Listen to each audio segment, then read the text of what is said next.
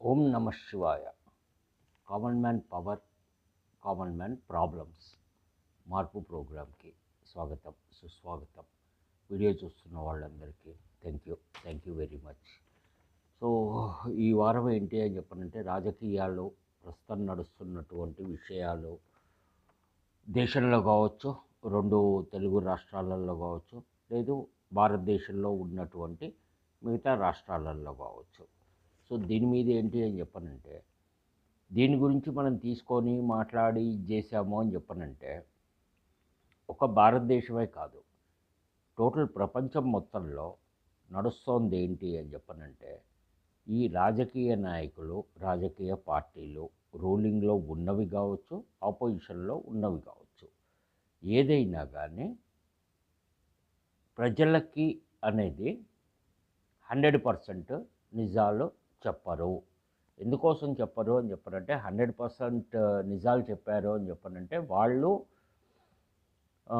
గెలవటం కానీ, లేదు అని చెప్పనంటే కనుక రూలింగ్లోకి రావటం కానీ జరగదు కాబట్టి అని చెప్పననేసి 100% నిజాలు చెప్పరు. ఇది గుర్తుపెట్టుకోండి. ఎందుకోసమో అని చెప్పనంటే, ప్రజలు గొర్రెల్లాంటోళ్ళు, ఏది చెప్పినా నమ్ముతారు. మనం ఎంత ఆశ చూపించామో, ఈ స్కీమ్ ద్వారా డబ్బులు వస్తాయి, ఆ స్కీమ్ ద్వారా మీకు బెనిఫిట్ అవుతుంది, లేకపోతే ఇంకోటి అవుతుంది అని చెప్పననే దాని మీద చెప్పారు అంటే అవి నమ్మేస్తారు.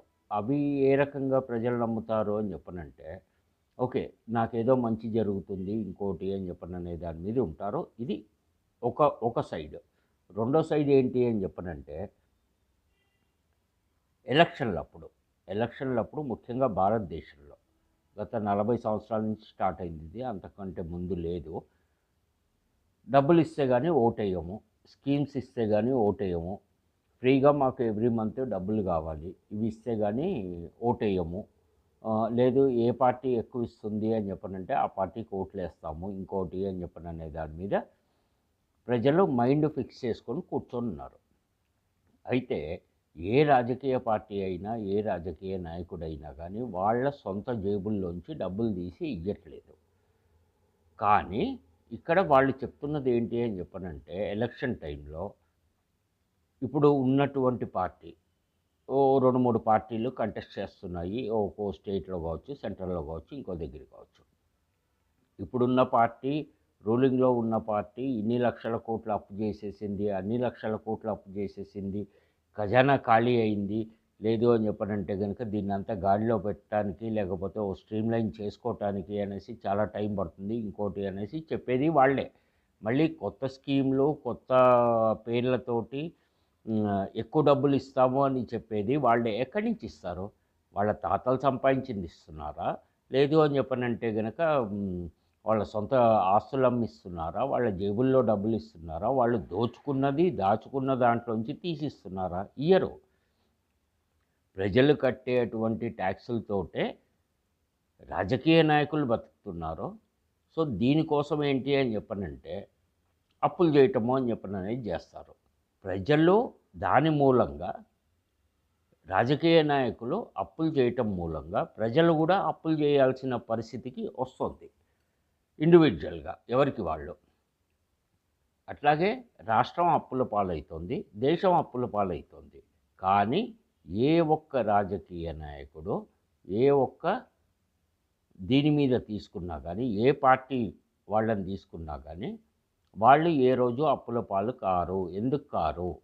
అదొక్కసారి మీరు ఆలోచించండి. ఏ రాజకీయ నాయకుడు అప్పుల పాలు కాడు. ప్రజలు, దేశము, రాష్ట్రము అప్పుల పాలు ఎందుకు అవుతుంది? ఇది ఒక్కటి మీరు ఆలోచించారు అని చెప్పనంటే కనుక కొంత తెలివితోటి ఆన్సర్స్ మీకే దొరుకుతాయి. అయితే దీనికి ఏంటి అని చెప్పనంటే, ప్రజలు ఏం తక్కువ కాదు. ప్రజలు కూడా ఏమంటారు, వాళ్ళు కూడా దీంట్లో ఒక ఒక పార్ట్ తీసుకున్నాము అని చెప్పనంటే వాళ్ళు కూడా భాగస్వాములే. దీంట్లో డైరెక్ట్గానో, ఇండైరెక్ట్గానో ప్రజల ఇన్వాల్వ్మెంట్ కూడా ఉంది. ఎందుకోసం అంటే ఎలక్షన్ టైంలో, క్యాన్వాసింగ్ టైంలో, మీటింగ్లు పెట్టుకున్నప్పుడు, ర్యాలీలు చేసినప్పుడు, రోడ్ షోలు చేసినప్పుడు అనేసి ప్రజలు రావాలి వాళ్ళకి. ప్రజలేమో డబ్బులు ఇస్తే కానీ రాము అని చెప్పననేసి అంటారు. సో ఆ డబ్బులన్నీ ఎవరి దగ్గర నుంచి తీసుకోవాలి? మళ్ళీ ప్రజల దగ్గర నుంచే తీసుకోవాలి. కాకపోతే ప్రతి సంవత్సరము స్టేట్ కావచ్చు, సెంట్రల్ కావచ్చు, ఏ స్టేట్ అయినా తీసుకోండి, ఒక సంవత్సరానికి ఇంత బడ్జెట్ అని చెప్పననేసి అన్ని సెక్షన్స్కి కలుపుకొని అని చెప్పననేసి ఇన్ని లక్షల కోట్లు అనేసి బడ్జెట్ ఇస్తుంది. ఈ బడ్జెట్లో ఖర్చు అవుతున్నటువంటి అమౌంట్ ప్రజల దాకా వెళ్తున్నది అని చెప్పననేది కేవలం 30%. అది మెడికల్ తీసుకున్నా, వ్యవసాయం తీసుకున్నా, హెల్త్ తీసుకున్నా, లేదు అని చెప్పనంటే ట్రాన్స్పోర్ట్ కోసం తీసుకున్నా, స్కీమ్స్ ఫ్రీ స్కీమ్స్ కింద తీసుకున్నా, లేదు ఎడ్యుకేషన్ దీని మీద పిల్లలకి ఇచ్చేటువంటి డబ్బులు, ఫీజు రీఎంబర్స్మెంట్లు ఎక్సెట్రా ఎక్సెట్రా ఇట్లాంటివి తీసుకున్నా, ఏవి తీసుకున్నా కానీ ఖర్చు అవుతున్నది 30%. మిగతా 70% డబ్బులు ఎక్కడ పోతున్నాయి అనేది తెలియదు. బడ్జెట్లో మటుకు లెక్క ఉంటుంది, ఖర్చు అయింది మటుకు లెక్క చూపించరు. ప్లస్ ఇంకోటి ఏంటి అంటే రాజకీయ నాయకులు ఇక్కడ ప్రజలను ఉద్ధరించటానికి అనేది ఏం లేరు. ఎందుకోసమో అని చెప్పనంటే రాజకీయ నాయకులకి వాళ్ళు వేసుకుండే బట్టలు, తిరిగే కారు, వాడే ఫోను, ఇంట్లో గ్యాసు లేదు అని చెప్పనంటే కనుక వాళ్ళకి సమస్తం వాళ్ళ కుటుంబానికి కావలసిన ప్రతి ఒక్కటి అన్నీ ఫ్రీ. వాళ్ళకి జీతాలతో పాటు జీతం తీసుకున్న దానికి కరెక్ట్గా పనిచేస్తున్నారా? అది లేదు. ప్రజల సమస్యలు తీరుస్తున్నారా? అది లేదు. ప్రజలకి ఉన్నటువంటి ఏ చిన్న సమస్య అయినా కానీ పర్మినెంట్గా ఏ రాజకీయ పార్టీ కానీ ఏ రాజకీయ నాయకుడు కానీ తీర్చడు. ఎందుకోసం తీర్చడు అంటే ఆ ఒక్క సమస్యకి పర్మనెంట్ సొల్యూషన్ చూపించాడు అంటే వీళ్ళకి చెప్పటానికి ఇంకేమి ఉండదు, ప్రజలు అడగటానికి ఏముండదు. ఎందుకంటే ప్రజలు ఎప్పుడూ కూడా రాజకీయ నాయకులు గెలిచిన వాళ్ళకి, రూలింగ్ పార్టీలో ఉన్న వాళ్ళ దగ్గరికి వెళ్ళి బిచ్చమెత్తుకోవాలి, అడగాలి, వాళ్ళ అపాయింట్మెంట్ తీసుకోవాలి, వాళ్ళ ఇంటి ముందు, వాళ్ళ ఆఫీస్ ముందు, లేదు అని చెప్పనంటే కనుక ఇంకో దగ్గర అనేసి వెయిట్ చేయాలి. ఎందుకోసం వెయిట్ చేయాలి అని చెప్పనంటే డబ్బులు ఇచ్చాం కాబట్టి ఓట్లు వేశారు కాబట్టి వీళ్ళేం ఫ్రీగా మనకి చేసింది ఏం లేదు కాబట్టి వాళ్ళు కూడా వెయిట్ చేస్తారు అని చెప్పననే దాని మీద ఉంటారు. ప్రతి స్కీమ్ వెనకాల ఒక స్కామ్ అనేది ఖచ్చితంగా ఉంటుంది.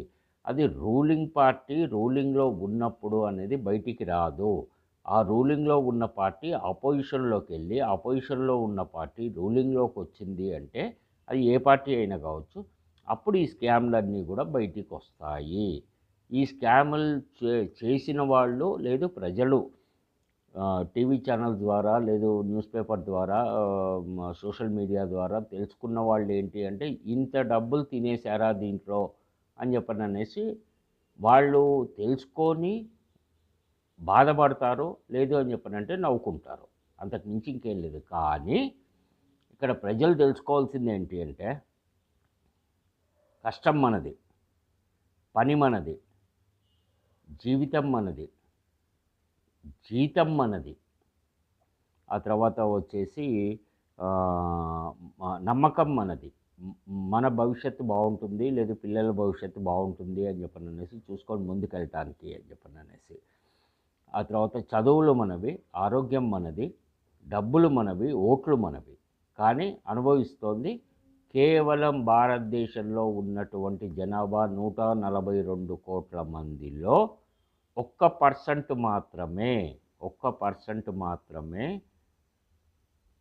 డబ్బున్నోళ్ళు అవుతున్నారు, గొప్పోళ్ళు అవుతున్నారు. మిగతా వాళ్ళందరూ ఎక్కడి వాళ్ళు అక్కడే ఉంటున్నారు. వీళ్ళు ఎవ్వరికి ఏ రకంగానూ ఇది చెయ్యరు. ఎందుకోసము అంటే రాజకీయ పార్టీ వాళ్ళు ఏ ఒక్క దీని మీద అని చెప్పననేసి రేట్లు తగ్గించడానికి అనేసి చూడరు. అది రోజు వాడే అటువంటి మనం సెల్ ఫోన్ కావచ్చు, సెల్ ఫోన్ ఛార్జెస్ తగ్గించచ్చు కానీ తగ్గిరు. కేబుల్ టీవీ ఛార్జెస్ తగ్గిరు. ఫుడ్ ప్రోడక్ట్స్ తినేవి బియ్యం, పప్పు, ఉప్పు, నూనె ఎక్సెట్రా ఏ ఉన్నా కానీ అవి తగ్గించచ్చు, అవి తగ్గిరు. ఆ తర్వాత వచ్చేసి మనకి పెట్రోలు, డీజిల్ ఇవి ఇంటర్నేషనల్ మార్కెట్ మీద ఉంటాయి కాబట్టి అని చెప్పననే దాని మీద చెప్తారు. కానీ అవి కూడా ఏమన్నా తగ్గినాయి అన్నా కానీ అవి కూడా తగ్గినా ఇంటర్నేషనల్ మార్కెట్లో తగ్గినా కానీ మన దగ్గర ఆ రేట్లో తగ్గిరు. ఆ తర్వాత వచ్చేసి ముఖ్యంగా తీసుకున్నాము అని చెప్పనంటే చాలా మంది ప్రజలు ముఖ్యంగా middle class, below middle class వాళ్ళు ఇబ్బంది పడుతున్నటువంటి విషయం ఎడ్యుకేషన్, హెల్త్, ట్రాన్స్పోర్టేషన్. ఈ మూడిటి మీద వాళ్ళు ఏ రోజు కాన్సంట్రేట్ చేయరు. ఎడ్యుకేషన్‌కి తీసుకుంటున్నటువంటి ప్రైవేట్ స్కూల్సు, కార్పొరేట్ స్కూల్సు, లేకపోతే ఇంటర్నేషనల్ స్కూల్సు, ఇంకోటి అనేసి పేర్లు పెట్టి ఇది చేసే దీనికి అనేసి దోచుకుండేటువంటి ఫీజు రూపంలో దోచుకుండేటువంటి డబ్బుని మేము ఎడ్యుకేషన్ సిస్టమ్‌ని మారుస్తాము, ఫీజులు తగ్గిస్తాము, ఇంకోటి అనేసి చెప్పరు.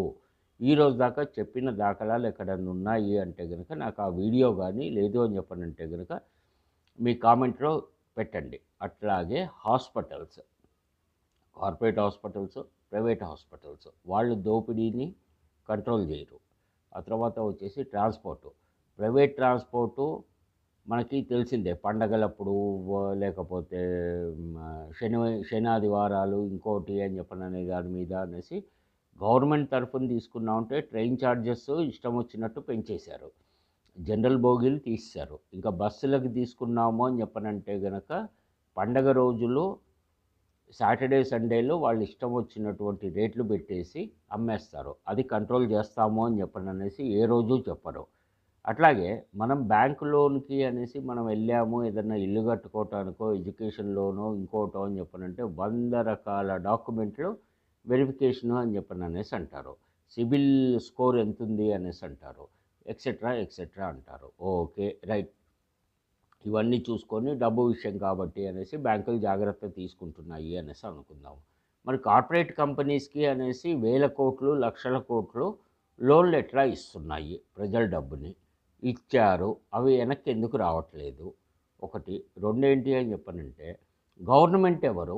గవర్నమెంట్‌లో ఉన్నటువంటి స్టేట్ కావచ్చు, సెంట్రల్ కావచ్చు, ఇంకోళ్ళు కావచ్చు, ఎవ్వరైనా కానీ ఫైనాన్స్ మినిస్టర్ కావచ్చు, లేదు అని చెప్పనంటే గనక ఆర్‌బీఐ కావచ్చు. ప్రజల డబ్బుని మీకు కార్పొరేట్ కంపెనీ వాళ్ళు తీసుకున్న లోను మేము వెనక్కి ఇయ్యలేము అని చెప్పనంటే ఆ కార్పొరేట్ కంపెనీకి 10,000 కోట్లు, 20,000 కోట్లు లేదు ఇంకోటి అని చెప్పననే దాని మీద ఒక ఫిగర్ ఒక దీని మీద అనేసి ఇన్ని వేల కోట్లని మేము వేవర్ చేస్తున్నాము.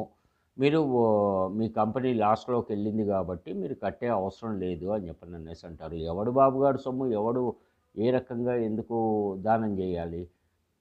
ఒక కామన్ మ్యాన్‌కి, ఒక రైతుకి లేదు అని చెప్పనంటే గనక ఓ మిడిల్ క్లాస్ వాళ్ళకి, మిడిల్ క్లాస్ ఫ్యామిలీకి ఇప్పుడు నేను చెప్పినట్టు ఏ లోన్ కావాలన్నా కానీ 100 రకాల ప్రాసెస్. 200 అప్లికేషన్ల మీద 100 అప్లికేషన్ల మీద 200 సంతకాలు తీసుకుంటారు. మరి ఎట్లా?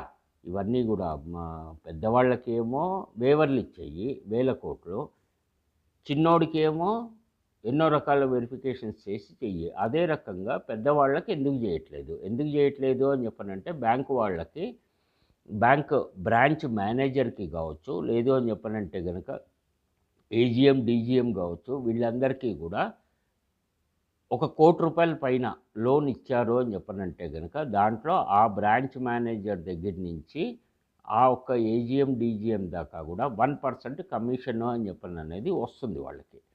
వచ్చింది అని చెప్పననేసి అన్నప్పుడు వాళ్ళు ఎన్ని వేల కోట్లు ఇస్తే అంత దీని మీద 1% వాళ్ళకి అఫీషియల్‌గా కమిషన్ వస్తుంది కాబట్టి అందరూ పంచుకుంటారు కాబట్టి ప్రజల సొమ్ము కదా! మన సొమ్ము కాదు కదా! వస్తే వచ్చింది, పోతే పోయింది అనేసి డాక్యుమెంట్లు అవి సరిగ్గా ఉన్నా లేకపోయినా ఏదైనా కానీ వాళ్ళు పట్టించుకోరు. వాళ్ళ కమిషన్ కోసం 1% కోసము ₹1 కోసం ₹99 ప్రజల డబ్బుని వాళ్ళు ఉదారంగా ఇస్తున్నారు. ఏ వెరిఫికేషన్స్ కానీ ఇంకోటి కానీ చేయకుండా, లేకపోతే చేసినా కానీ సరిగ్గా చేయకుండా అని చెప్పననేది. సో ఇప్పుడు నేను ఇందాక చెప్పినట్టు పొలిటికల్ లీడర్స్‌కి అన్నీ ఫ్రీ అని చెప్పననేసి అన్నా కదా!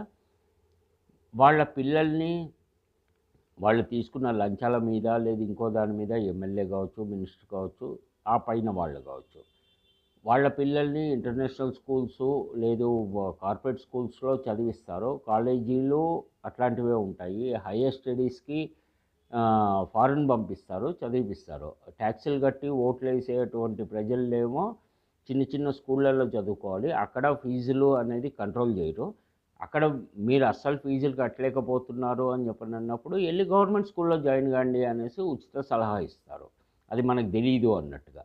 సో ఈ రకంగా ఉంటుంది. అట్లాగే హాస్పిటల్.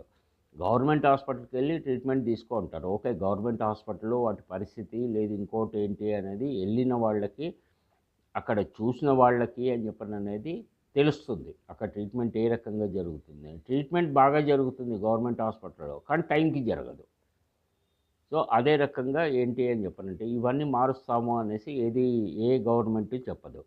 రైతులకి ఎంఎస్‌పి మినిమమ్ సపోర్ట్ ప్రైస్ ఏ ఒక్క పంటకి గవర్నమెంట్ చెప్తుంది గానీ, పేపర్ల మీద అన్ని రూల్సు ఉంటాయి. అన్నీ రెగ్యులేషన్స్ ఉంటాయి. అన్ని జీవోలు ఉంటాయి. కానీ ఏది ఇంప్లిమెంట్ కాదు. రైతులకి ఎంఎస్‌పి ఇయ్యరు. అట్లాగే ఏంటి అని చెప్పనంటే క్రైమ్‌ని కంట్రోల్ చేయటము అని చెప్పననేది కాదు. ఎందుకంటే ప్రతి దగ్గర మనం చూస్తూనే ఉన్నాము. ముఖ్యంగా హైదరాబాదు లేదు ఆంధ్రాలో గంజాయి లేదు మర్డర్‌లు చేసుకోవటము, లేదు అని చెప్పనంటే గనుక తల్లి తల్లిని కూతురు చంపేయటము, తండ్రిని కూతురు చంపేయటము, లేదు తండ్రి నాలుక కోసేయటం కొడుకు డబ్బుల కోసము తాగటానికి అనేసి, లేదు అని చెప్పనంటే గనుక ఇంకోటి అనేది. ఇవన్నీ కూడా వాళ్ళు తాగిన మందులో లేదు తీసుకున్న గంజాయి మత్తులో చేస్తున్నటువంటి ఇవి. అదే ఆడపిల్లల్ని తీసుకున్నామంటే లవ్ అఫైరు, లేదు బాగా సుఖంగా సంతోషంగా లేదు లగ్జరీగా బతకటం కోసము అన్నది ఇప్పుడు ఉన్నవాడు కాకుండా, అంటే ఇంట్లో ఉన్నవాళ్ళు కాకుండా పక్కింటోడు నన్ను బాగా చూసుకుంటాడు అని చెప్పననే వర్షంలో వాళ్ళ ఆలోచనలు ఉన్నాయి. అది చాలా తప్పు. అది ఆడపిల్లలు ఇప్పుడు ప్రజెంట్ జనరేషను యంగ్ జనరేషన్ ఆడపిల్లలు ఆలోచించుకుంటే మంచిది. ఏదైనా కానీ టెంపరరీయే, వాడుకుంటారు, వదిలేస్తారు. ఆ తర్వాత బతుకు బళ్ళారి బస్ స్టాండింగ్ అయిపోతుంది. అవి కూడా చూసుకోవాల్సినటువంటి అవసరం ఉంది. అట్లాగే కోర్టులో మనం ఎవరికైనా ఏదైనా దీని మీద అనేసి డబ్బులు ఇచ్చాము, ఇంకోటి హ్యాండ్ లోన్ ఇచ్చాము, ఇంకోటి అని చెప్పనంటే వాడు డబ్బులు ఇవ్వలేని పరిస్థితిలో నేను డబ్బులు ఇవ్వలేను నువ్వేం చేసుకుంటావో చేసుకో అని చెప్పనంటే కనుక ఇది క్రైమ్ కేస్ కాదు, ఇది సివిల్ మ్యాటర్. సివిల్ మ్యాటర్ అన్నప్పుడు ఖచ్చితంగా కోర్టుకు వెళ్ళాల్సిందే. పోలీస్ స్టేషన్లోనూ లేకపోతే ఇంకో దగ్గర అనేది ఇది సెటిల్మెంట్ కాదు. ఒకవేళ అయినా కానీ పోలీస్ స్టేషన్లో ఏ రకంగా జరుగుతాయి ఇష్యూస్ ఏంటి అనేది అది వెళ్ళి ఎవరైనా కంప్లైంట్ ఇచ్చిన వాళ్ళకి దీనికి అని చెప్పననేసి తెలుస్తుంది. కంప్లైంట్ ఇవ్వటానికే ముందు అవకాశం లేదు, ఆస్కారం లేదు. ఒకవేళ బై ఛాన్స్ ఇచ్చినా వాళ్ళు యాక్సెప్ట్ చేసినా ఎంక్వైరీ అనేది సరిగ్గా జరగదు. అది తెలిసిందే అందరికీ కూడా. సో, అట్లాగే కోర్టులలో కోర్టులో కేసు వేసుకో అని చెప్పననేసి అన్నారు. అంటే ఆ కోర్టు కేసు అయ్యేలోపు ఈ గవర్నమెంట్ పాలసీలు, కోర్టు కేసులు మనుషులు చనిపోయినా కానీ సెటిల్ కాని ఇష్యూస్, లేదు గవర్నమెంట్‌కి సంబంధించినటువంటి కొన్ని పేపర్లు కావచ్చు, లేదు అప్రూవల్స్ కావచ్చు, ఇంకోటి కావచ్చు, కోర్టు జడ్జిమెంట్లు కావచ్చు, ఇవన్నీ కూడా మనుషులు చనిపోయినా కానీ రాకుండా ఉన్నవి ఇన్నున్నాయి. కొన్ని కోట్ల కేసులు ప్రతి డిస్ట్రిక్ట్ కోర్టులో, హైకోర్టులో, లేదు సుప్రీంకోర్టులో పెండింగ్‌లో ఉన్నాయి. ఎందుకు పెండింగ్‌లో ఉంటాయి? ఎంక్వైరీ అనేది లేట్ చేయటం మూలంగా, వాంటెడ్‌గా. సో, లేట్ అవుతున్న కొద్దీ కేసు డైల్యూట్ అయిపోతుందన్నమాట. సో, బతికుండేవాళ్ళు బతుకుంటారు, లేదు వాళ్ళు ముసలోళ్ళు అయిపోతారు, కదలలేని పరిస్థితిలో ఉంటారు, కోర్టుకి రాలేరు, దీనికి ఏమంటారు సాక్ష్యం ఇయ్యలేరు, లేదు చనిపోయారు అని చెప్పారంటే ఇంకా మంచిది అని చెప్పననే వర్షంలో అపోజిషన్ వాళ్ళు తప్పు చేసిన వాళ్ళు అని చెప్పననేసి ఉంటారు. కొన్ని సందర్భాల్లో తప్పు చేసిన వాళ్ళు కూడా, అంటే అక్యూజ్డ్ కూడా చనిపోవటం అనేది జరుగుతుంది. వాళ్ళు చనిపోయారు A1, A2, A3 అని చెప్పననేసి అన్నప్పుడు A1 చనిపోయాడు, A2 కనిపించలేదు, ఎక్కడున్నాడో తెలీదు, ఫారెన్ వెళ్ళిపోయాడు. A3కి ఆరోగ్యం బాగాలేదు, కోర్టుకు రాలేడు, హాస్పిటల్లో ఉన్నాడు, కాళ్ళ నొప్పులు లేకపోతే ఇంకోటి అనేసి వీల్ చైర్లో తిరుగుతున్నాడు అంటారు. ఆ కేసు ఫినిష్. ఇంకా డబ్బులు ఇచ్చినోడు సంకనాకి పోవాలి. సో, అది ఆ రకంగా ఉంటుందన్నమాట. వీటన్నిటికీ ఏంటి అని చెప్పనంటే మళ్ళీ ఈ political parties, political leaders join చేసేటువంటి మేజర్ ఫ్యాక్టర్ క్యాస్ట్, రిలీజియన్ అనేసి. ప్రతి క్యాస్ట్లో ఉన్న వాళ్ళకి, ప్రతి రిలీజియన్లో ఉన్న వాళ్ళకి అనేసి ఆకలి, దప్పిక, బతకటము, పుట్టటము, చావటము ఈజ్ వెరీ కామన్. సో, దీన్ని బేస్ చేసుకొని ఏంటి అని చెప్పనంటే కులం పేరు మీద అనేసి చేస్తున్నటువంటి పాలిటిక్స్. ఇవన్నీ కూడా అందరూ ఆలోచించుకోవాలి. ఇంకా ప్రజలు ఏం తక్కువ అని చెప్పనంటే ప్రజలు కూడా ఏం తక్కువ కాదు.